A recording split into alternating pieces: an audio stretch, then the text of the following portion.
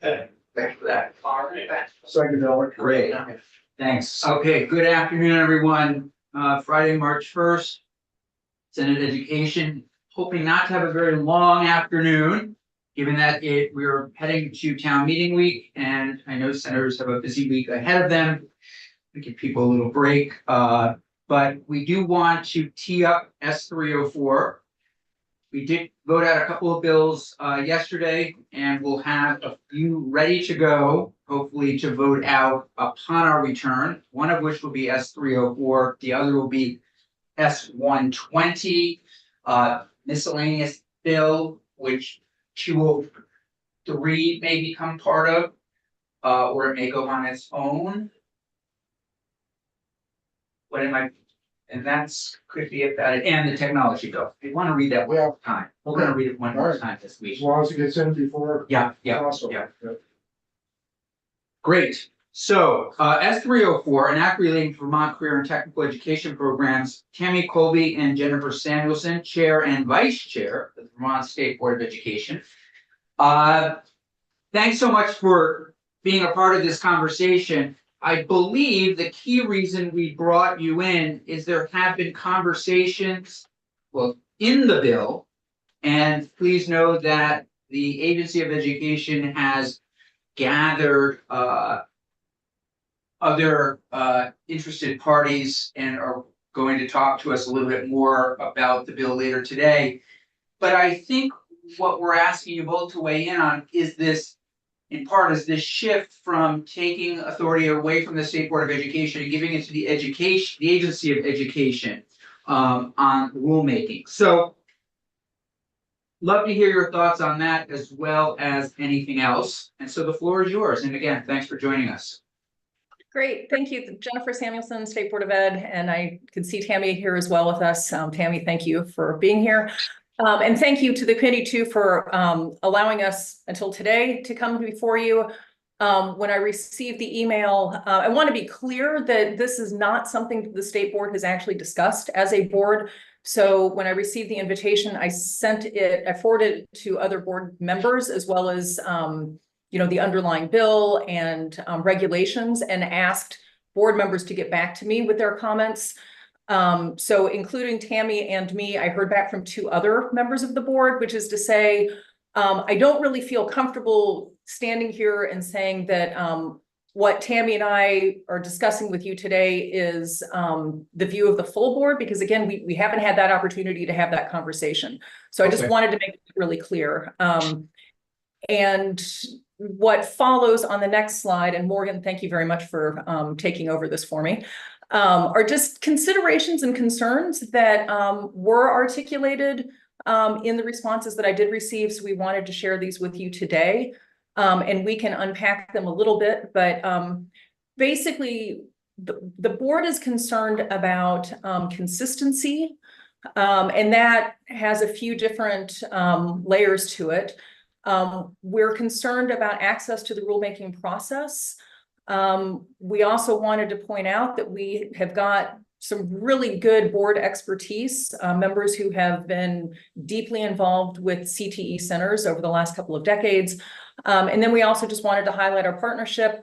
I mentioned the Agency of Education, but we do have a collaborative relationship with a lot of people involved with education from a variety of different areas. So I think the bottom line is, I don't think either Tammy or I don't know what you were expecting us to say today. I don't know that we are comfortable with saying we agree that this should be handed over to the agency. I think there are really compelling reasons for the board to retain the rulemaking authority.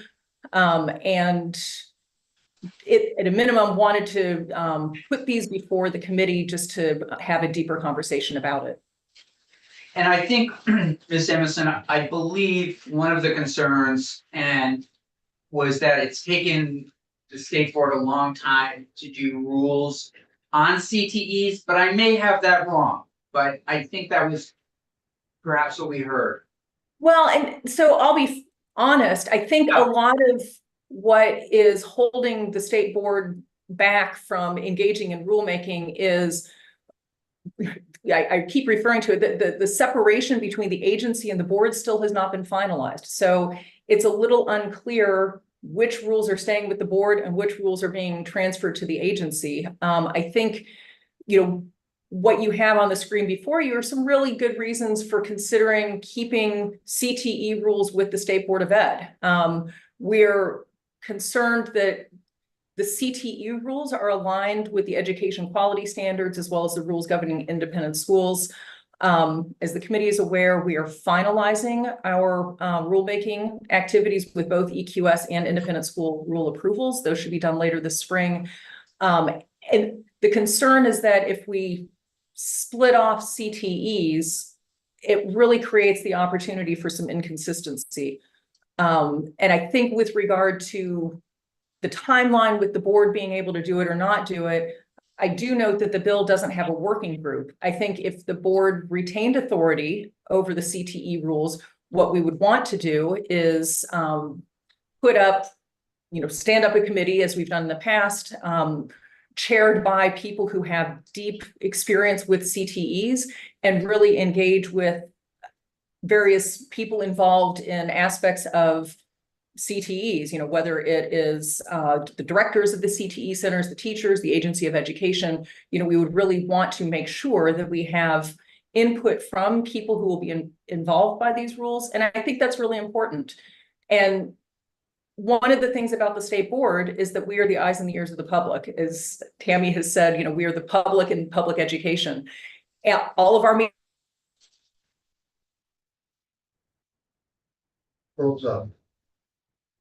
I don't think the agency is held to that same standard.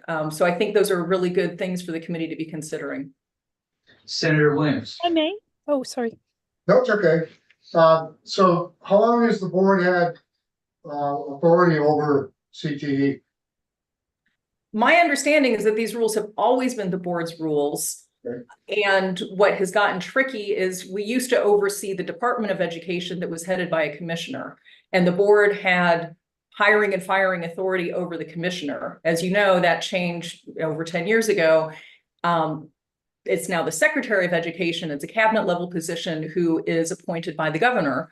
And the division of roles and responsibilities between the agency and the board has never been finalized. So it's really held up things from the board's perspective as well as the agencies, I'm sure.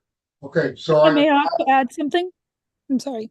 I'm sorry, hold on just a second. Senator Williams, go ahead. So I'm hearing, I've talked to a lot of the directors of CTE facilities, and they're like, somebody, we need to get off the dime with this.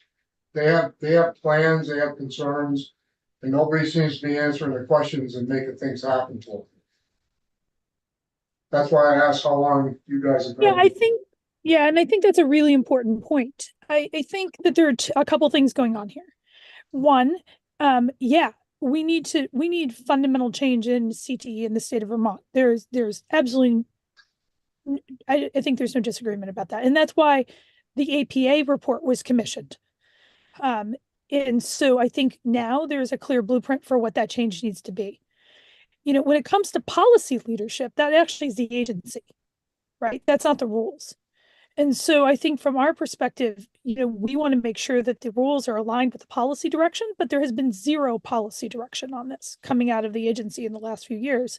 And so now what we have is we have a clear blueprint in the APA report for what exactly that governance structure should look like, what the funding structure should look like. And we also have, coming out of Act 1 and out of EQS and the independent school rules, a blueprint for an equitable education in Vermont, as well as high standards. And I think the goal would be, and I think we've talked about this over the past year, the goal is to true up CTE with public schools and independent schools and making sure that we have an equitable, high quality education system across the board. I think to Jennifer's point, the trick is the state board is not in the place to lead necessarily on policy, right? And so it has been a difficult situation for us to be in. That said, I think we are in a position to move expediently. I think we want to move expediently on these things. And, with the APA report in hand, there's now a clear direction for what way the state would like to go with this for a policy direction. And with EQS and the independent school rules now being trued up, we are in a position to quickly true up the CTE rules along with those. But I think you would find no one on the state board who disagrees with you that this is long overdue and much needed. And we are excited to see that there's some policy leadership and direction in CTE that we can now make rules to implement. Because remember, the rules implement policy. The rules don't make policy. And so it's hard to true up rules when there's no policy to true up to. Okay, thank you. Yes, please, Senator Gulick. I have a sort of general question around the work that you do at the State Board of Ed. How do you prioritize your work? Or do you prioritize? Well, we are an administrative agency, so we exist at the behest. We're appointed by the governor, but we exist at the behest of the General Assembly. So our work is really shaped by what the General Assembly directs us to do. If we are given rulemaking authority over CTEs, we will engage in that work. Does that answer your question, sir? Okay. They do. Okay. Yeah, they do. So you do have rulemaking now over CTEs? Yes. Okay. Yeah. So what this would do is actually take it away from us. Right. And I guess. No, we understand that. There was just a little side conversation. Just wanted to clarify something. And sorry if I missed something because I've had a lot going on here, but why haven't the rules been updated for 20 years? I'm not sure it's been that long, but to Tammy's point, the rules implement policy. And, my understanding is that the CTE Center had engaged in a study with APA, and that report is coming out. So I would say that this is really the time for someone to be engaging in rulemaking. I can't speak to, the past several years, certainly not before my time on the board. Okay, well, just so you know, we did hear from a few CTE directors who said it's been 20 years and that they have been waiting a long time for new rules. Just putting that out there. And I think now, what Senator Gulick is saying is exactly what I recall being said. And I think what you're clarifying, correct me if I'm wrong, is that you've had no direction from the agency in 20 years to update rules. Is that accurate? As far as I know. Okay. That's right. That's right. And there's also haven't been no policy shifts, right? That would call for the rules to be updated, right? The rules implement policy. So I think, the agency hasn't shifted its policy. I think there are two things going on right now that, updating these, let me be clear, updating these rules has already been on our radar screen to do. This was a planned activity for us. We are currently updating the EQS and the independent school rules. We were going to update the CTE rules as well to reflect the changes in Act 1 and also to bring those rules consistent with the other two. I think the key issue right now is that the APA report has provided some guidance and policy recommendations for how the entire system should be updated. And I think what you're hearing from the CTE field is correct, that there needs to be these fundamental policy changes in governance and in funding and all of these things, right? And we need those policy shifts to update the rules. Otherwise, all we're doing is updating the rules to reflect existing policy. And what the APA report makes quite clear is our existing policy is problematic. And I think if you turn to the CTE community, they will say that as well. And this actually came up in the weighting study report as well, when we were interviewing folks in the floor. I mean, there is a fundamental disconnect between our general education systems that we have in public schools and CTE and our independent schools. And so the goal of the APA report, and I think the legislatures were quite wise in asking for that report, was to ask outside experts to come in and say, because there hasn't been leadership and sort of talking about a new policy direction for CTE, APA came in and provided a blueprint for that, and a very good one. And so now what we need to do is we need to implement that blueprint. We need to put rules in place that are consistent with that blueprint and move forward. Senator Hashim has a question. Thank you. So I think I'm a little unclear on just prioritization in general, and I wanted to go back to an earlier question that was asked. So does the board prioritize based on what they're hearing from the other branches of government, or is it your own? Like where does the prioritization come from? Can you go back to that for me, please? Sure, and I don't know, Tammy, if you want to jump in. Since I have been on the board, the work that the board has been involved with has all derived from either requests from the General Assembly, so for instance, Act 173, we updated, I believe it was Rule Series 1360 and 2300. We also updated Rule 2200 series based on Act 173. Now we're updating rules based on Act 1. So, when we get directives from the General Assembly, that really determines the direction of our work. We also, our work is formed by when we get requests from supervisory unions. So for instance, we now have a request to reallocate membership of a supervisory union based on population rather than the generic rules that came out when the supervisory union was formed. So that's another way that we get work. If there is an appeal, we would hear an appeal. And we never know when these things are going to arise, right? I mean, like we never know when someone is going to raise an issue before the state board that seeks our help, but then this is what we do. So we determine that work. And beyond that, we have a lot of rules, frankly, that need to be updated. I mean, every time you see a rule where it says commissioner, I know that that rule has not been updated since 2012 or earlier. But again, to my earlier point, we've never finalized the separation with the agency about what rules does it make more sense for the agency to hold and what rules does it make more sense for the board to hold. And I think that's a fundamental question that we would really love some clarity on, because it would allow the board to really focus on, what should be its rules. So for instance, with this Act, 304, I think it makes a lot of sense to transfer, and this is just me speaking personally, but I think it makes a lot of sense to transfer oversight of CTEs to the agency, because that's really what they're good at. But I also think it really makes sense for the rulemaking authority to remain with the State Board of Ed, because that's what we're really good at. We're open, we're accessible to the public. We work with people who are engaged in the field. So I look at it as playing to strengths, but I can see the argument for us keeping rulemaking for this set of rules. And maybe, I'm not saying for all of them, but I think for this one, yes.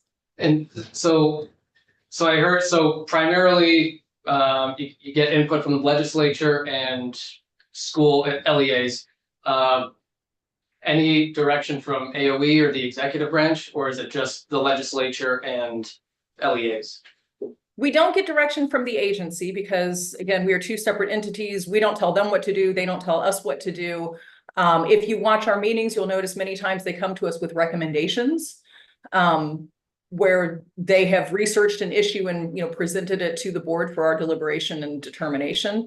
But I want to be clear, they don't give us work. We don't give them work. It's more, not in a formal way. I mean, I think otherwise it's really seeing which entity it makes sense to resolve a particular issue.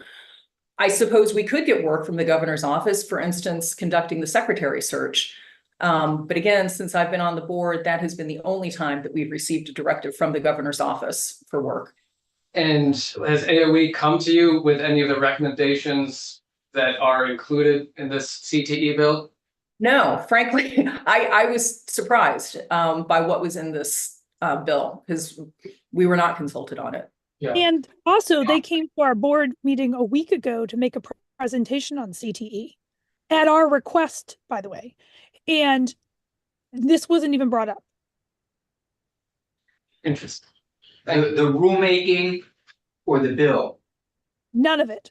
none of it was brought up. Okay. There was an hour-long presentation by the AOE experts in CTE to help our board understand. Because one of the things that I did want to add in here, though, is 2 years ago, we actually stood up a subcommittee of the state board to start figuring out exactly this issue. Because we have been sort of hanging back, trying to figure out what to do and sort of in this limbo land. And it's a committee I chaired.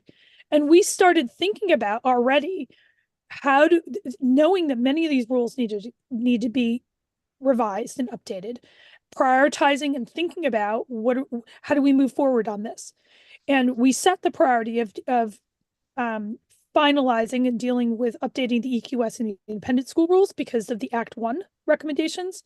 But again, then the strategy was to start to work through other rules too, but in collaboration with the agency.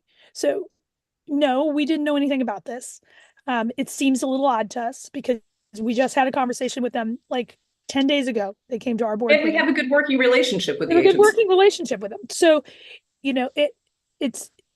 we're not quite sure what that means. Yeah, it means a lot to me too, so I'm glad I asked, thank you. Senator Williams. So I've listened to the governor's news conferences and talked to him. You said you work at the behest of the governor. He wants the product that CTE can produce. Mhm. So how do we bring AOE and the board together to come up with the least cumbersome process to get moving on this, because it's been a long time. So maybe perhaps the best way to start is we have the Secretary of Education coming in momentarily. She's gonna take us through a new draft of a bill, new ideas that superintendents, NEA, school boards, principals have worked on, I think, my understanding is with her, and they have some agreement. And then maybe we could have the two of you back, but you're welcome to stay as we are taken through this, through the bill. And then we can sort of go from there. Back to the point around delegation of duties, I believe Senator Bruce was the chair when a process was started. Was it John? Who was the state board chair? I believe it was Oliver who. No, it was before Oliver. You're muted. Yeah, it was before that. It was the chair before Oliver. There was some discussion and negotiations around trying to think about who has what rules. Yes, that And is so true. he was a former state senator. The short of it is, I can go back and look at my notes and we might be able to sort of push a path forward for all of you to at least try to work together a little bit this summer to help delineate some of this responsibility. Okay, thank you both. You're welcome to stay on, but we're gonna wait for the Secretary of Education. Thank you. All right, Thank all you. right, and need I to do drop off today. apologize. Yeah, I have a pre-existing